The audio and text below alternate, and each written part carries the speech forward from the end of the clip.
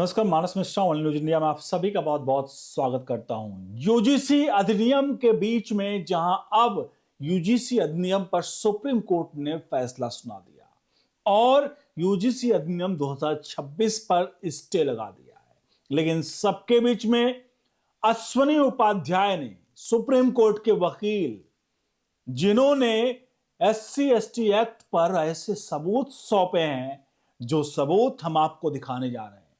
आज ये सबूत और ये साक्ष्य हमें, आपको और इस समाज में रहने वाले हर इस व्यक्ति को आज एक बार सोचने पर मजबूर कर देंगे कि आखिरकार ये जो अश्विनी उपाध्याय ने सबूत सौंपे, ये वाकई में हमारे समाज का ये असली चेहरा है। जहां हमारे देश में सरकारें वोट बैंक की राजनीति के लिए किस हद तक गिरती हैं और एक ऐसा कानून लाती हैं जिसे काला कानून कहा जाए तो कहीं ना कहीं वो भी गलत नहीं होगा। दिखाते हैं पूरी खबर, वो सबूत की तरफ लिए चलते हैं। अश्विनी उपाध्याय ने क्या किया है उसको सारा कुछ इस वीडियो में आपको मिलेगा, दिखेगा। अनुरोध करेंगे इस पूरे प्रकरण पर अपनी राय प्रतिक्रिया जरूर दीजिएगा और वीडियो को लाइक शेयर जरूर करेगा। आगे में चीफ जस्टिस ऑफ इंडिया जो है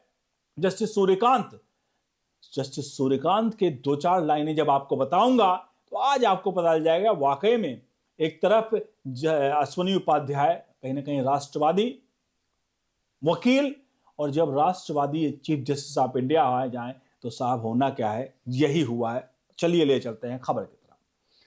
सबसे पहले मैं आपके सामने एक स्क्रीनशॉट शेयर करूंगा। ये स्क्रीनशॉट अश्विनी उपाध्याय ने एक सबूत के तौर पर कुछ सौंपे हैं आपके सामने स्क्रीन पर। यह अश्विनी उपाध्याय ने इसको अपने फेसबुक पर लिखा, जहां उन्होंने इसको ट्वीट दिखाते हुए लिखा, पहली कक्षा के छात्र पर एससी एसटी एक्ट और छेड़खानी का मुकदमा दर्ज। अब इसमें अगर फैक्ट चेक करने जाए तो ये फैक्ट चेक है, ये सच्चाई है ये खबर की, और खबर जो आज ये हमें और आपको शर्मसार कर रही है।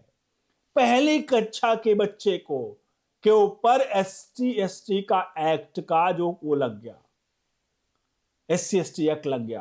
पहली कक्षा का छात्र कितने की उम्र होगी, कितने साल का होगा वो क्या समझबूझ होगी उसके ऊपर कि एससी एसटी का उसके ऊपर केस लग गया और पुलिस थाने से उसके गिरफ्तारी के आदेश जारी हो गए। 6-7 साल का बच्चा, पूरा मामला दिखाऊंगा। सिर्फ इतना पर ही आपकी राय प्रतिक्रिया चाहूंगा कि क्या है एससी एसटी एक्ट, जिसको हमारे सरकारें यूजीसी अधिनियम के जरिए हमारे देश की यूनिवर्सिटीज में इंप्लीमेंट कर रही थी। अगर हम बात करें नए शिक्षा नीति के तहत, तो अगर कोई बच्चा 1 साल मतलब अगर वो पहली कक्षा में आता है तो उसकी उम्र यही 6-7 साल के मतलब होगी, आसपास होगी। यानी 6 साल का हम बच्चे मान के 6 से 7 साल के बीच में उसकी उम्र होगी कि वो पहली क्लास में पढ़ रहा है। वो क्या समझता है जो उसके ऊपर एससी एसटी केस ये लगा दिया गया। अब थोड़ा मामले को समझ लेते हैं, तब आपको चीजें एक एक करके समझ में आएंगी, क्योंकि ये मामला आपको समझना जरूरी है। ये मुख्य मामला जो है वो खगड़िया जिले के गगोरी थाने क्षेत्र में पहली कक्षा में पढ़ने वाले एक छोटे से बच्चे के साथ का छेड़खानी का मामला है, जो एससी एसटी एक्ट में जाति सूचक गाली गलौज से जुड़ा कानून है। इसके तहत केस दर्ज किया गया है। हद तो तब हो गई जब एक वरिष्ठ पुलिस अधिकारी ने बिना मामले की गहराई से जांच किए हुए बच्चे की गिरफ्तारी का आदेश भी दे दिया। बाद में क्या होता है, इस घटना के जो मुख्य बिंदु है उसमें आरोप झूठे थे। ध्यान रखिएगा, एक छोटे से बच्चे को पर आरोप लगाना पहला प्रथम दृष्टया, और जब आरोप की जांच बाद में की गई तो झूठा आरोप निकला। रिपोर्ट के अनुसार एक महिला के पैसे के लेन देन का मामला था, किसी के साथ विवाद था पैसे को लेन देन को लेकर के, लेकिन उसने पक्ष को फंसाने के लिए केस दर्ज कराया और उस पर आरोप लगाया कि बच्चे और उसके परिवार ने उसके साथ बदतमीजी की है। उसके बाद बारी आती है पुलिस की। पुलिस की लापरवाही इतनी थी, पुलिस ने यह देखा कि आरोपी बच्चा जब 6-7 साल का 5-6-7 साल का है तो पहली कक्षा में पढ़ता है, पुलिस ने उस पर गंभीर धाराएं लगाकर केस दर्ज कर दिया। अब बाद में क्या हुआ, जिन महिलाओं ने, 2 महिलाएं थी जिन्होंने पहले कहा था कि हम भैया वो करेंगे, वहां पर जाकर के गवाही देंगे, उन्होंने साफ तौर पर कोर्ट में एक हलफनामा देकर साफ कह दिया कि उनके इस घटना के बारे में जानकारी नहीं है। अब जब ये पूरा मामला आया, क्योंकि पहली कक्षा के बच्चे का मामला आया, तो एसपी तक पहुंचा। उस वक्त उस जिले के एसपी जो हैं, उनका नाम अमितेश कुमार था, उन तक जब मामला पहुंचा तो उन्होंने गंभीरता तो देखते हुए उन्हें बच्चे को गिरफ्तारी पर रोक लगा दी और पूरे मामले की दोबारा जांच की गई। बाद में पूरा जो आया उसमें आया कि पुलिस जो है वो हमारी कार्यप्रणाली जो है वो किस प्रकार से है, आप देख सकते हैं। लेकिन कार्यप्रणाली तो बाद में जाइए, SC/ST एक्ट एक 6 साल के बच्चे के ऊपर लग रहा है। हम यूनिवर्सिटीज में सोचिए, पुलिस में आंख बंद करके नहीं करेगी जब तक उसका कानून नहीं होगा।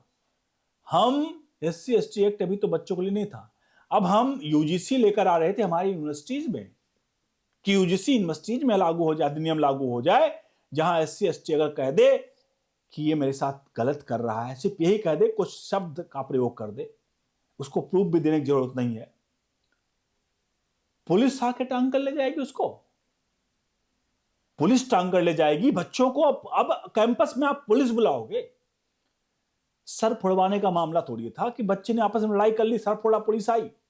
किस बात के लिए पुलिस आई? हम और आप देखते हैं ना कि बच्चे अगर आपस में लड़ते हैं, हम कहते हैं कि चलो बच्चे हैं, हम आपस में क्यों भिड़े, बच्चों को समझा देना चाहिए।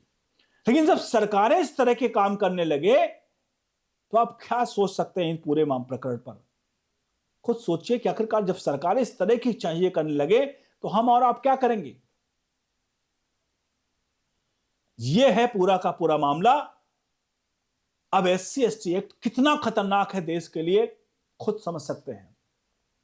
मोदी सरकार को हम इस बात का तो धन्यवाद देना चाहेंगे कि कम से कम एक मसला जो दबा हुआ था, कुचला हुआ था, SC/ST एक्ट, उसकी आखिरकार इस वाले मामले से पूरे देश में बहस शुरू हो गई।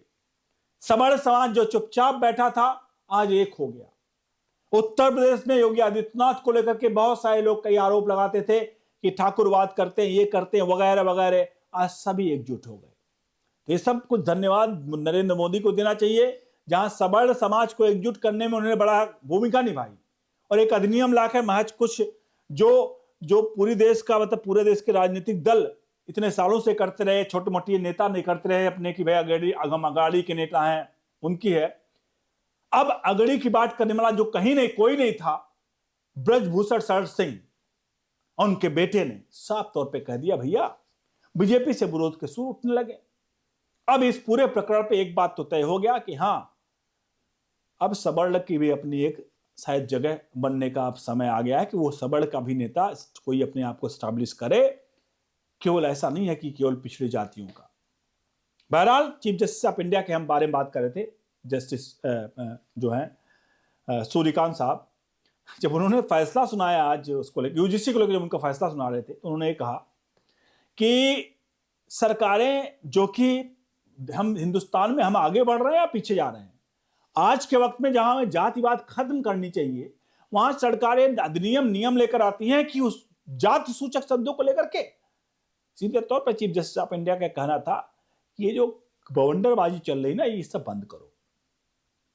मतलब जबरदस्त फैसला सुनाया। उन्होंने कहा हम जब आगे बढ़ने का प्रयास कर रहे हैं, वहां ये जाति चीजों को ला करके अगर आपको रोकना ही है तो कोई और तरीके से रोको ना इन चीजों को।